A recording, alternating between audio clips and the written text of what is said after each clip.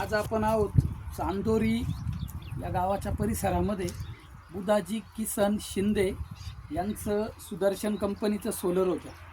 तर आपण प्रॉपर अशा पद्धतीने सर्व्हिसिंग करून पुन्हा ट्यूबा लावून दिलेलं आहे. तर ट्यूबांमध्ये या प्रकारे क्षार झालेले होते, अक्षरशः डबल लेयर झाले. बघू शकताय तुम्ही, ही डबल लेयर आहे. ती बघा, या प्रमाणात जर ट्यूबांमध्ये क्षार तयार झालेले असतील तर निश्चितच तुमचं पाणी हिवाळ्यामध्ये अथवा पावसाळ्यामध्ये तापणार नाही.